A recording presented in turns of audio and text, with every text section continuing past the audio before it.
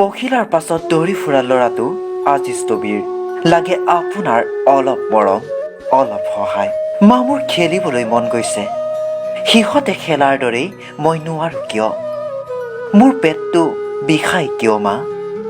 এনেবোৰ কথাৰে যেতিয়া এটি ৰোগীয়া কণমানিয়ে মাকক আমনি দিয়ে তেতিয়া কেনে হ'ব পাৰে এগৰাকী মাতৃৰ হৃদয় নাটকীয় যেন লাগিলেও পৰিৱেশটো সঁচা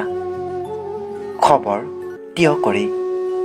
এই যে কণমানিগৰাকী আপোনালোকে দেখিছে সেই কণমানিগৰাকী এক জটিল ৰোগত আক্ৰান্ত এক জটিল ৰোগে ভিতৰৰ পৰা আচৰি আছে তাক তিয়কৰ কাকজান আৰান্ধাৰ গাঁৱৰ ফৰিদুৰ ৰহমান আৰু ৰিংকি বেগমৰ পুত্ৰ জুনেদুৰ ৰহমান কণমানিগৰাকীৰ বয়স মাথো 4 বছৰ জন্মৰ 2 বছৰ পাছৰে পৰাই পেটৰ এক জটিল ৰোগত আক্ৰান্ত হৈ বহু কষ্টৰে দিন অতিবাহিত কৰিছে কণমানিগৰাকীয়ে উন্নত চিকিৎসাৰ বাবে ডাক্তৰৰ পৰামৰ্শ জুনেদুৰক শীঘ্ৰেই নিব লাগে ৰাজ্যৰ বাহিৰলৈ কিন্তু আৰ্থিকভাৱে একেবাৰে পিছপৰা এই পৰিয়ালটোৰ অৱস্থা এতিয়া পানীত হাঁহ নচৰাৰ দৰে হৈছে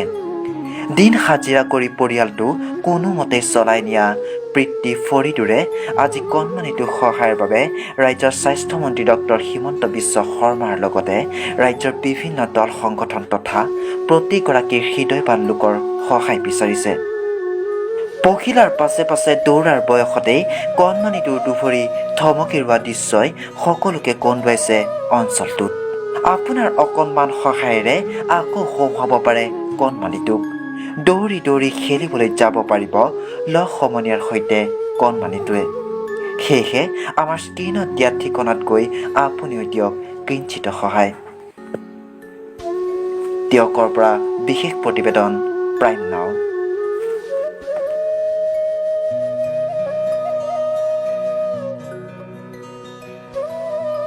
ইয়াৰ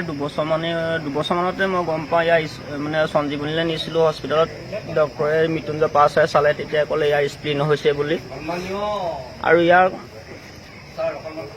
খৰচা মানে বাহিৰৰ ট্ৰিটমেণ্টটো বাহিৰত হয় অসম মেডিকেল কলেজ বা ইয়াত যোৰহাটত কোনো ভাল ট্ৰিটমেণ্ট ইয়াৰ হেৰিটো নাই হোৱা বুলি কৈছে তেখেতে কৈছে বাহিৰলৈ নিলে ভাল হ'ব আৰু বাহিৰলৈ নিবলৈ গ'লেও বহুতখিনি পইচাৰ প্ৰয়োজন কিন্তু মই প্ৰায় দিন হাজিৰা কৰিয়ে চলি ফুৰোঁ ঘৰ সংসাৰখন চলাই নি আছিলোঁ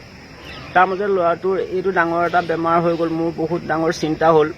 যদি কোনো স্বাস্থ্যমন্ত্ৰীয়ে যদি কেনেবাকৈ গম পায় তেখেতেও মোক সদায় ব্যক্তি যদি অকণমান আৰ্থিক সাহাৰ্য অকণ দান কৰে বা ল'ৰাটোক কিবা এটা তেওঁ ৰোগৰ আৰোগ্য কৰে আৰু অন্য কোনো যদি সদায় ব্যক্তি আছে তেখেতসকলেও যদি অকণমান উচিত পৰিমাণৰ সাহাৰ্য অকণ দান কৰি যদি ল'ৰাটোৰ সহায় হাতখন আগবঢ়ায় নিশ্চয় আনন্দিত হ'ম আমি